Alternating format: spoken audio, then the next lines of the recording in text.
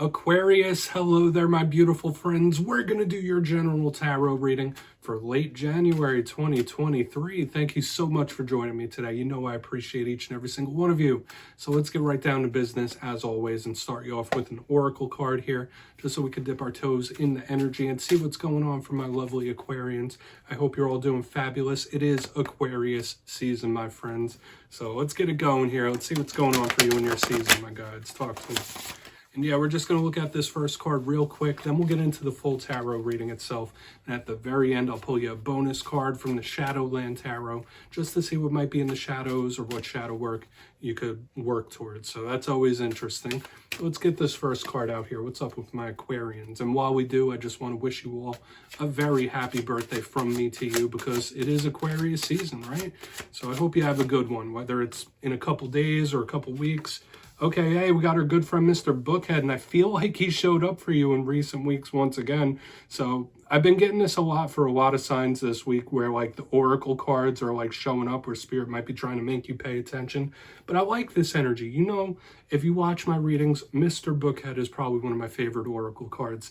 Now, before we start talking about him, if you're new here, I'll be speaking about the January subscriber surprise towards the end, so you might want to check that out. Also, if you could kindly illuminate that like button by tapping it right on its third eye, you know I'd greatly appreciate it. But into the reading, enough of the promo, have a little look at our pal. So notice the books in arms, books all around him, books as a necklace, and even a book as a damn hat. We have Mr. Bookhead. So reminds me of the Page of Pentacles in a big way. So we could think of similar archetypes, learning new things. Page energy is very good for new things, new cycles, and that's showing up here big time. Maybe you're trying to learn some new things as well. Maybe you're trying to absorb some knowledge acquisition. You might be on a quest to just learn as much as you can when this guy shows up. Now, with all pages, they can represent communications and talks as well. So I wouldn't be surprised if within the spread we have communication, talking type of cards. Let's just put him down right there. Let's get into tarot. And yeah, I'm going to get you 3 cards in the upright before we get the intuitive juiciness going. Let's shuffle it up. See what we got for the Aquarians here in their season. Still using the Smith Tiny Tarot, which is a lovely, cute, adorable deck. So what do we got for Aquarius? So, last week's reading was titled Big Karmic Warning, and it felt like the hands of karma were at play in a very large way last week. Even the week before that, the reading was titled A Massive Manifestation. So it seems in the past couple of weeks, there's been a very powerful spiritual energy attached to the Aquarius collective. So let's see what we have for you this week, right? Let's roll the dice and see what's going on. Let's get you 3. And as always, only take this how it hits for you, right? Because we could be talking about your energy or somebody else's. There's lots of Aquariuses out there. Let's get you 3. It's never set in stone. Thank you. Yeah, here's that powerful karmic universal energy showing up front and center. We got Judgment. We're starting off with a bang in position number 1. Talk about action. Talk about movement. This is transformative. Okay, let's get 2 more. Change might be a big theme here when Judgment shows up in the spread. Okay, a card of determination. We have the 7 of Wands. I like this card, but it could be very back and forth. Okay, like that card is very hot and cold. Okay, we'll talk about it. Let's get 1 more. That could be conflict-based. It could be determination. All right, so you're going to have a bonus. We got some pentacles here. We have the 8 of Pentacles, which has been showing up for some other signs.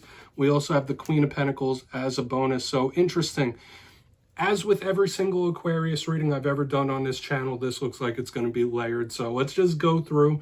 I'll give you the classical meanings and archetypes before we get the juicy intuitive stuff. Position number 1, Judgment. For a portion of you, it could be a literal judgment call you're making, a literal decision. Okay, if we were to simplify it. Now, Judgment to me, it is angelic. You see that archangel there? And look how cute these little characters are in this deck. To me, it's Plutonian and transformative. So we could be talking about shifts, changes. This is also a karmic card. So just like the last couple of weeks, this energy that's connected to source and karmic cycles is showing up once again. But this is change. This is unstoppable types of change when we have Judgment, right? Now, if it's not decision-making or choice, it's just transformation. So we really, really want to clarify that. It's powerful. It's action. It's explosive. In the center, we have the 7 of Wands, more fiery type of energy. Now, to me, this card in its positive sense. Could be somebody with a ton of determination, somebody who has a lot of willpower.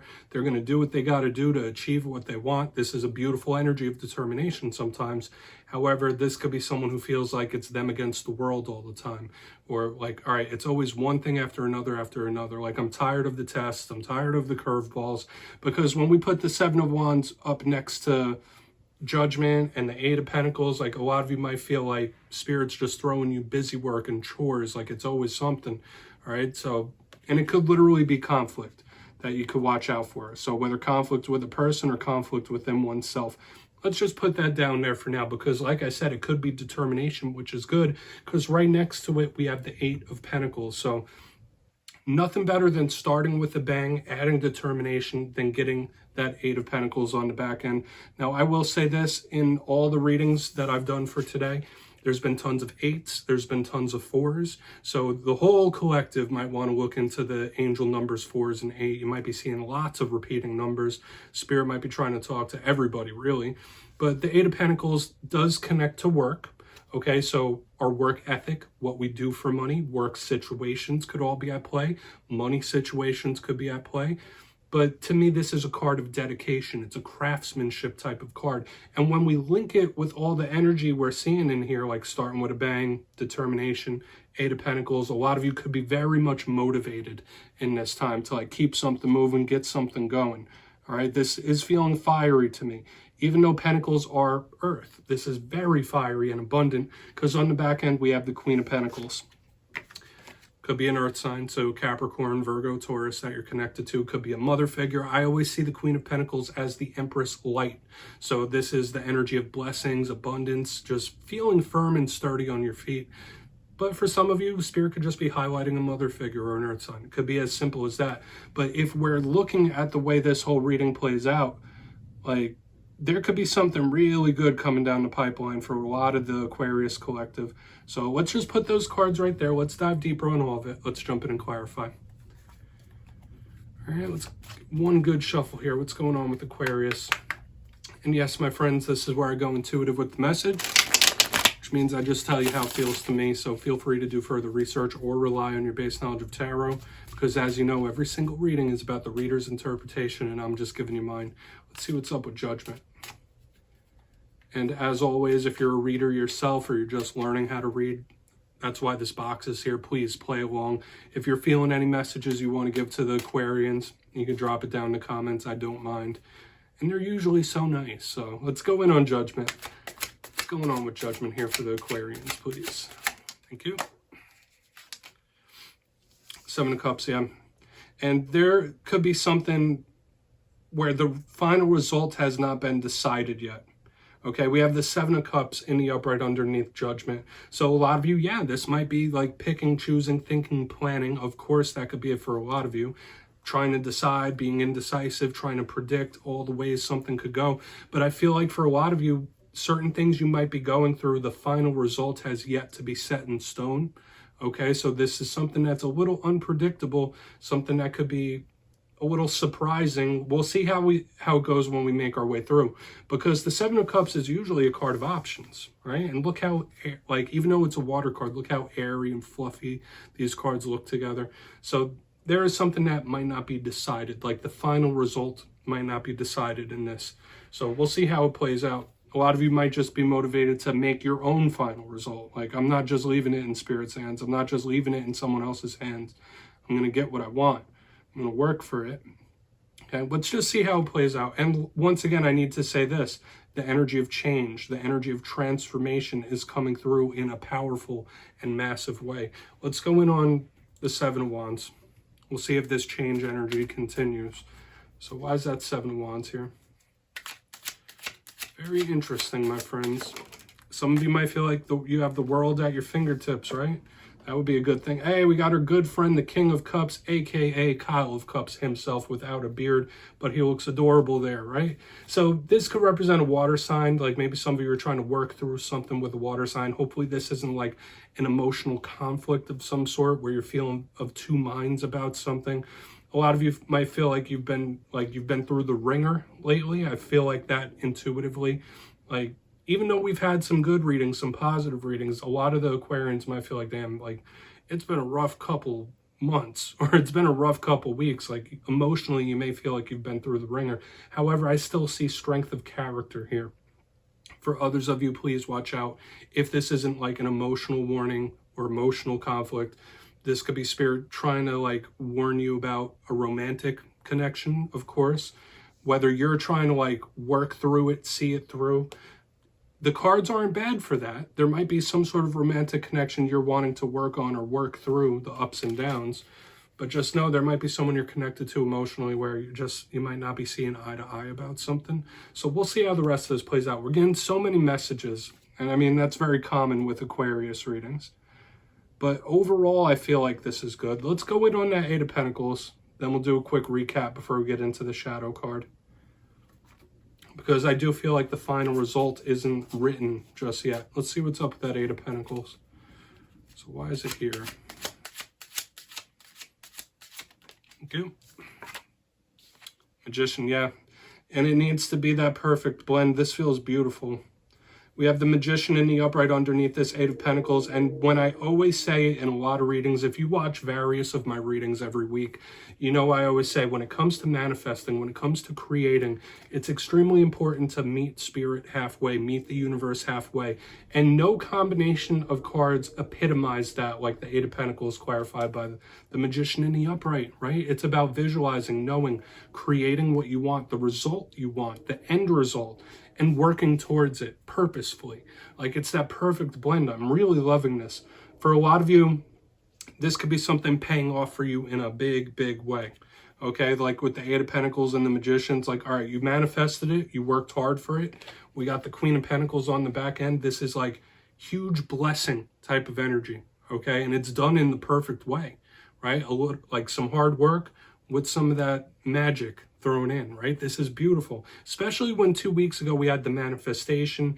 I've been speaking about this like source energy connection with the Aquarians, and it's still showing up here with Judgment in this.